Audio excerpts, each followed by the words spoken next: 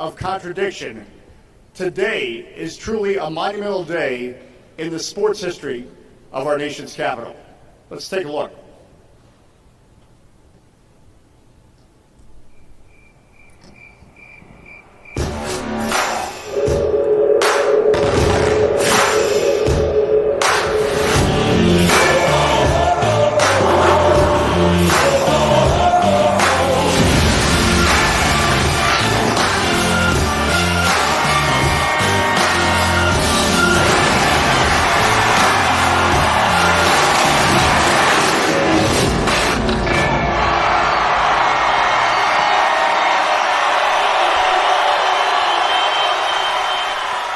Ladies and gentlemen, William Hill is the exclusive sports betting partner of the Washington Wizards, Washington Capitals, and Washington Mystics, and coming to Capital One Arena, the William Hill Sportsbook at Capital One Arena.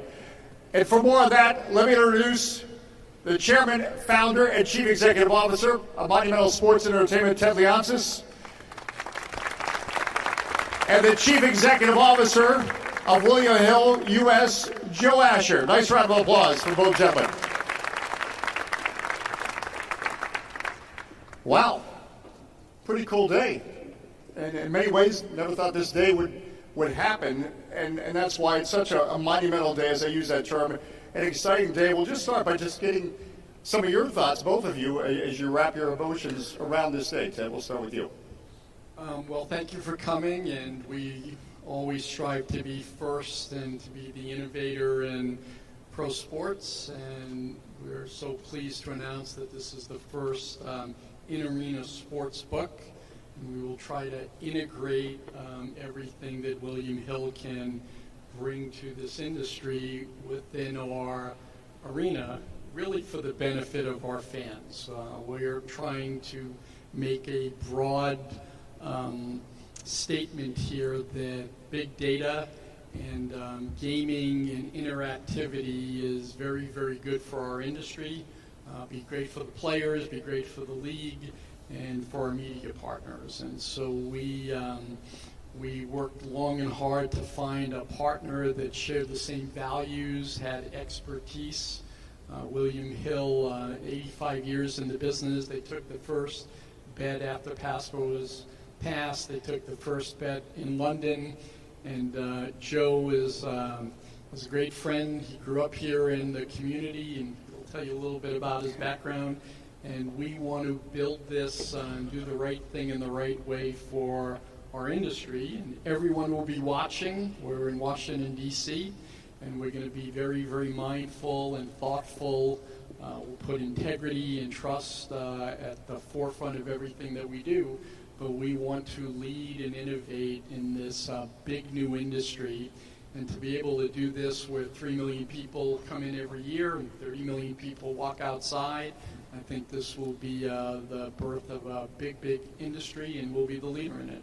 Joe, as Ted just mentioned, it's sort of an exciting journey from your perspective. As you sit here today and talk about, as we look around, William Hill Sportsbook is coming, and the exclusive sports betting partner of the Wizards, Capitals, and Mystics. What are some of the thoughts that are going through your mind?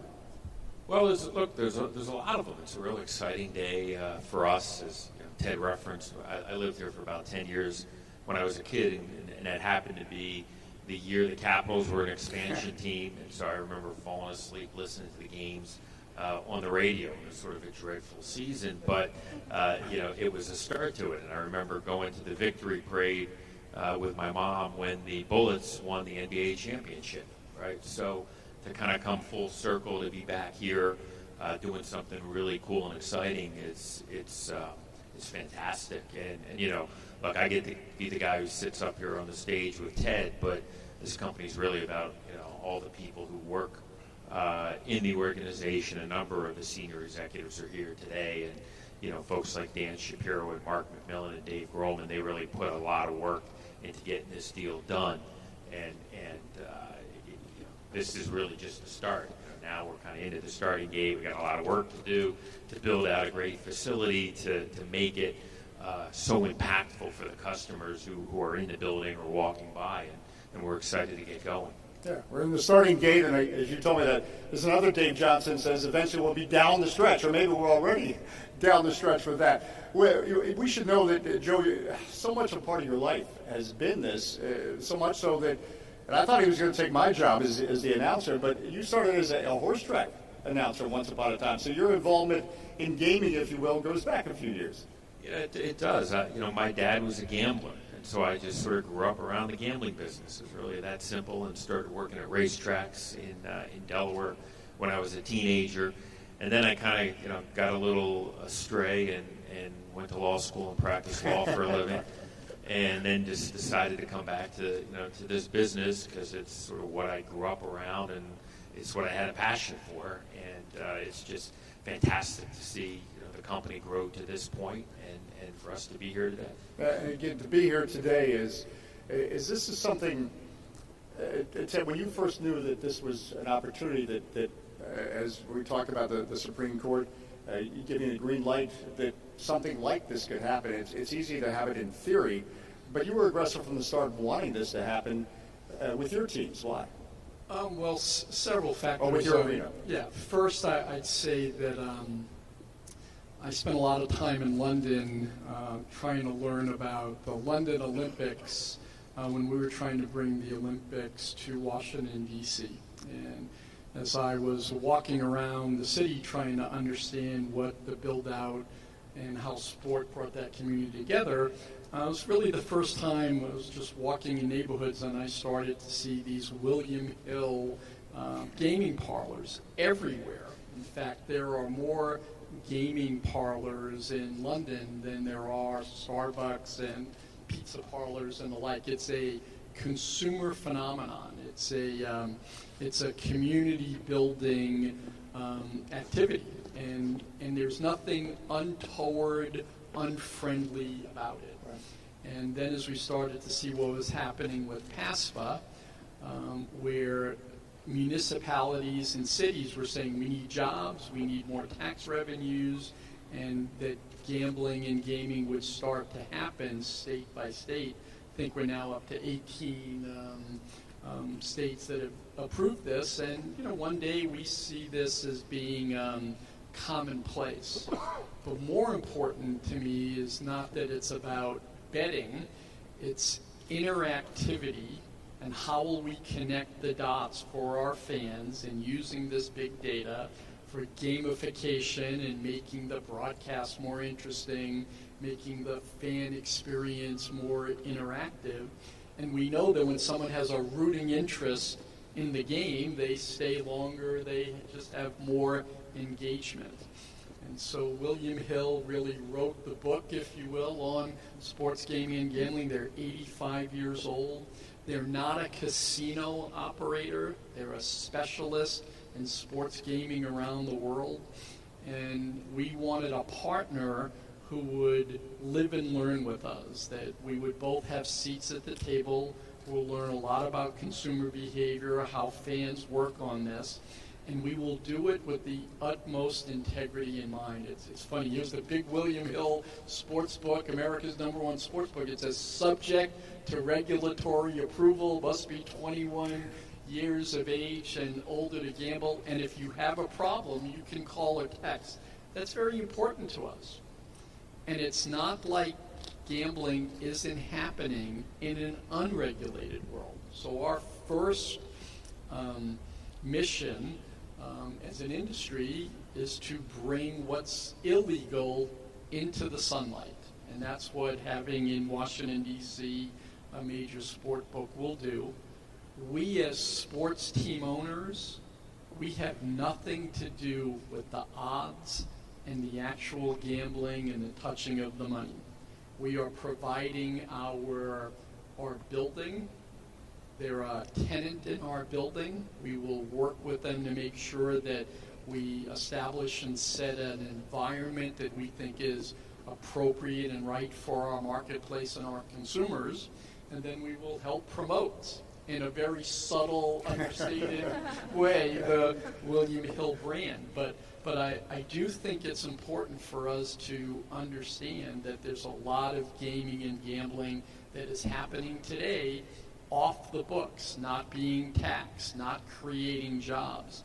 And that's really what the Supreme Court passed, that the states wanted to have a way to generate dollars, revenues, to create jobs, and we're now a part of that ecosystem. Joe, talk about the, as Ted just mentioned, the William Hill experience, because that's part of the partnership. This is what William Hill is all about, and a specialty in that. And it just, again, this will be the first sports book in a sports venue in the United States, so that alone is significant.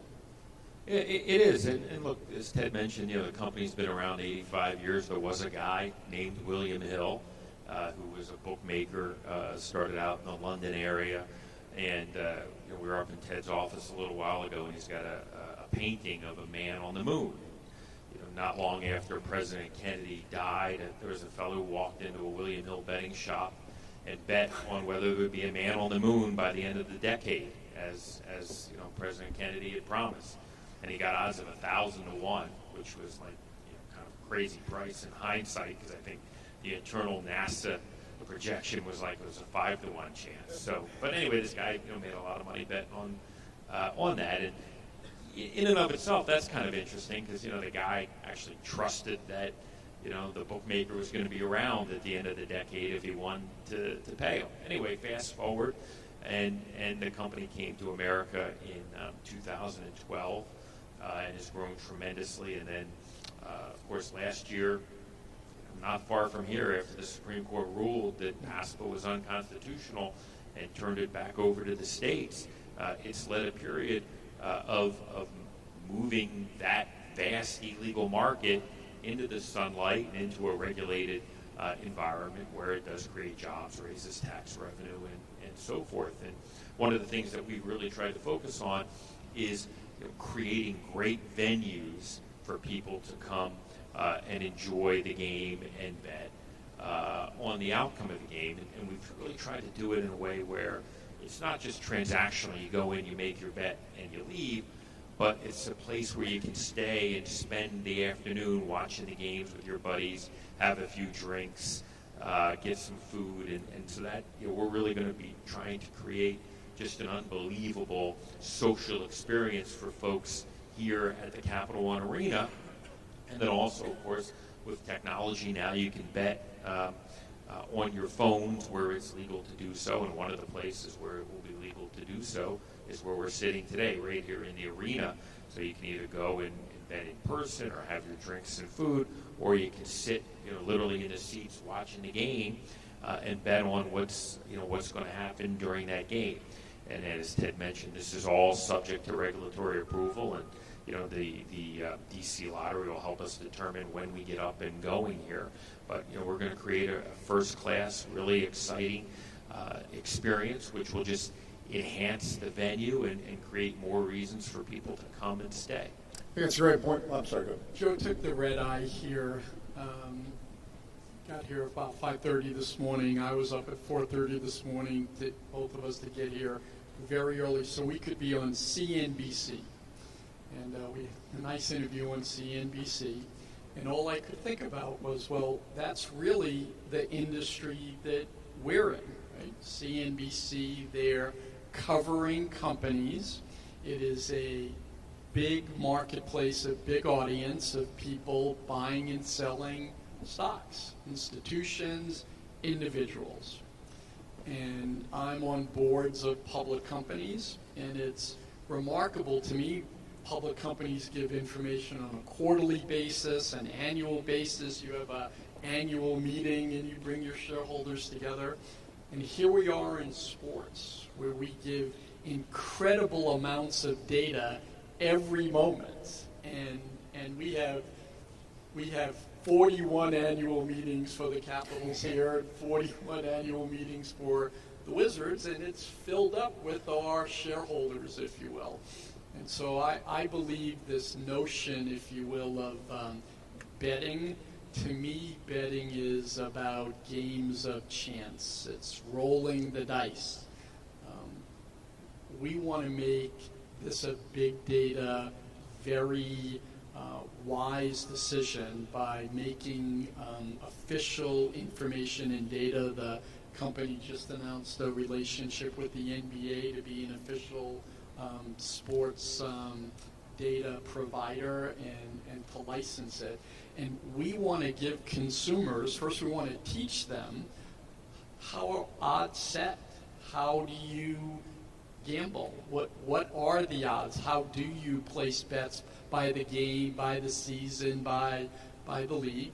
And then we want to inform it the best way we can, and then help William Hill to create an environment that's really for our market. We have a very, very educated, very sophisticated market. They're living their life on the net.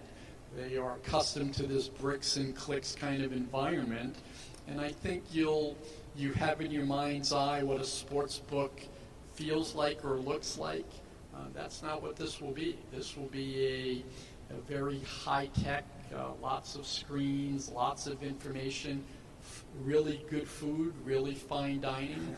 And the restaurant's going to be open most of the day, right? Because this is the most global of cities, and we would like to see at lunchtime people from the community coming in and watching soccer matches from around the world and things happening in India for cricket and the like, and be able to eat and watch and to be able to bet. And so I think it will help our arena come alive. I think it'll be very, very relevant to young people, and our job will be to be a great partner to William Hill. We will never touch the money.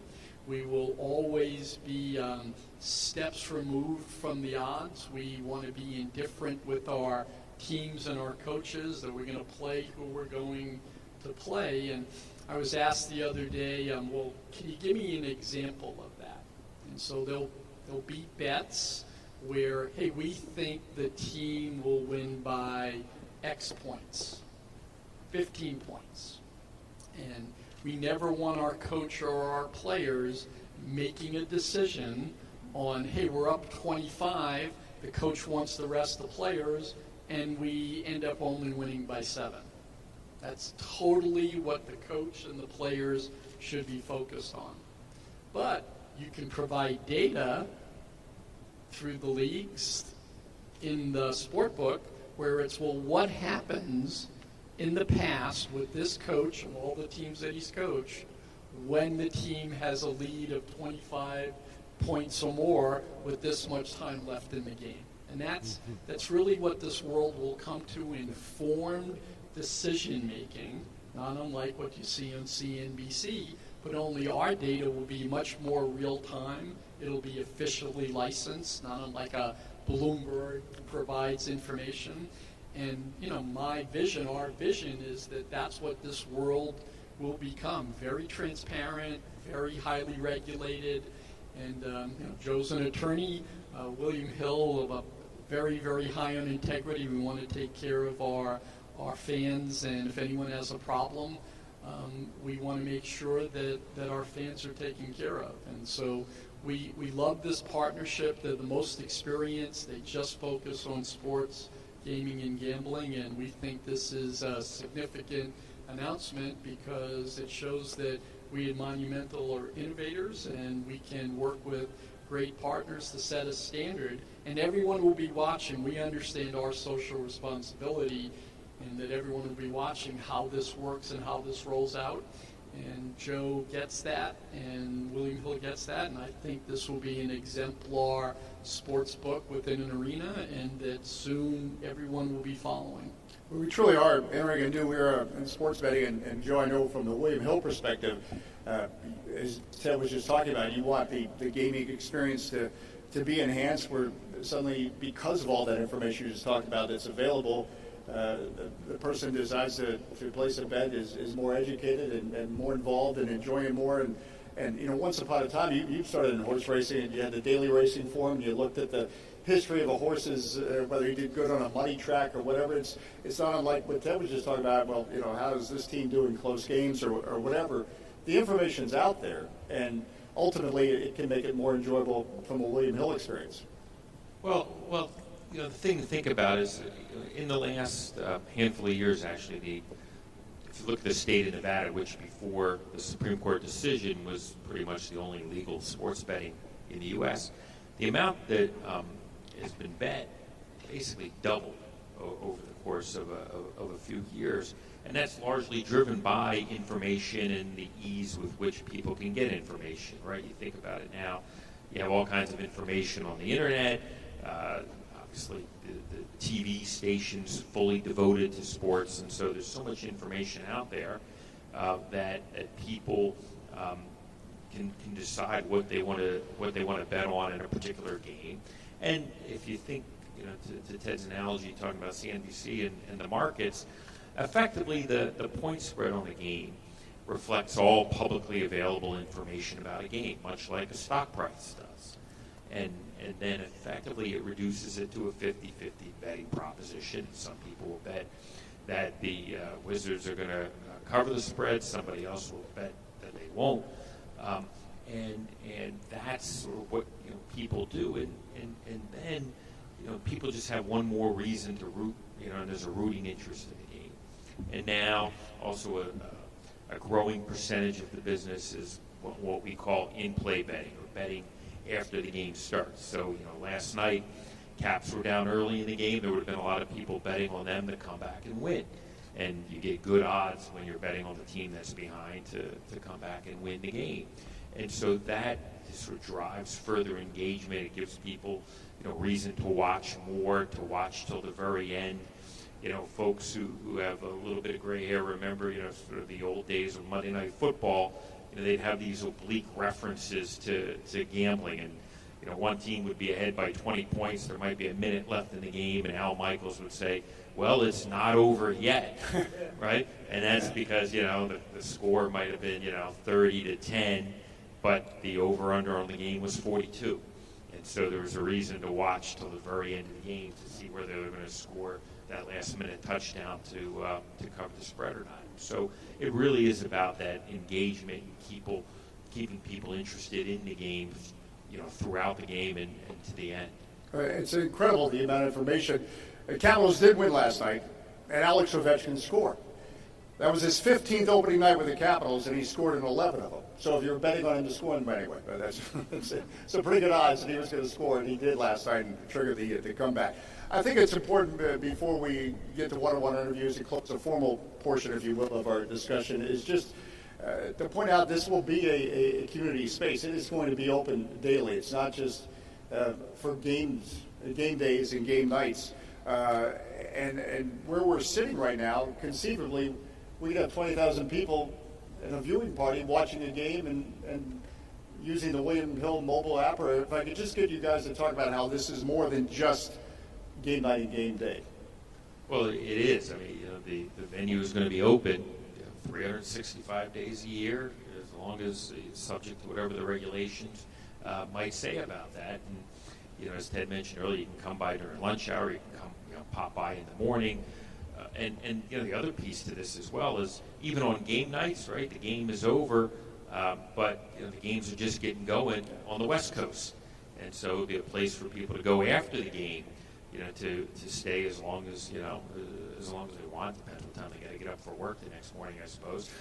But to really create a destination where people will want to go, not just when there's an event going on, but other times as well. And you can think of, what's this building going to be like on Super Bowl Sunday, or during March Madness, or other prime times on the sporting calendar, right? This should be a destination for people to go and spend their time. It shouldn't be lost on anybody that the Mystics are in the finals, and the team we beat to get to the finals is owned by MGM, the Aces from Vegas. And now we're playing on Sunday at a casino in Connecticut Sun. I mean, it's right there happening in front of us. And that level of engagement in sports, I also think that this can become a driver and help women's sports.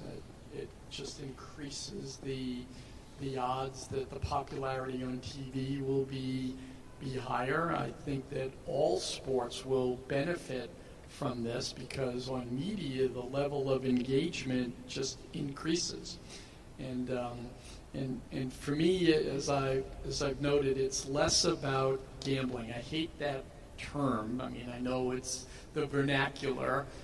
We want this to really be the beginning of a highly reasoned, highly rational, interactive experience. The food quality will be great. The look and feel will be something that you feel very comfortable with. You should be able to watch games from every league all over the world at this sports book because we're the most global city. 200 languages are spoken here. I think that this can become a great destination. Tourists, 35 million tourists come in. There'll be 35,000 Chinese tourists next summer that are coming here, and they all would want to come and watch a team from around the world and place a bet and have something good to eat. And I think that, again, this is the beginning of next chapter, if you will, on the importance of sport and content, and then how we bring together the platforms of technology and media and streaming. And I'm really pleased that we can be at the forefront of this. As we launch this journey, we set a new era in sports betting. As I started this program today, I said a monumental day in the sports history of our nation's capital. It truly is. As William Hill Sportsbook is coming to Capital One Arena, and William Hill is the exclusive sports betting partner of the Washington Wizards, Washington Capitals, and Washington Mystics. We cannot begin a journey and begin a partnership without a jersey presentation, right? So we've got to present a jersey to Joe Asher, Chief Executive Officer of William Hill. We have to have jerseys, and we have to have a photo opportunity if we're going to get things going. And really, we couldn't afford a ribbon to cut, so we're going to do jerseys instead. So, actually couldn't find one, but anyway.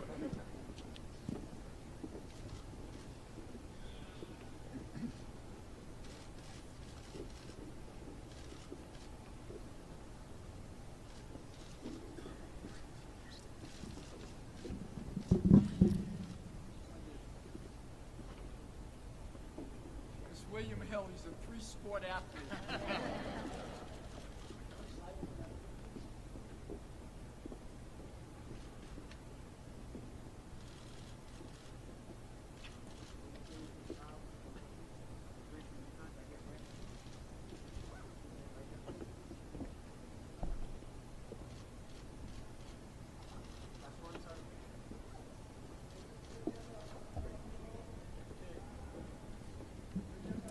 Thank you for coming again. Joe Asher, the Chief Executive Officer of William Hill, U.S.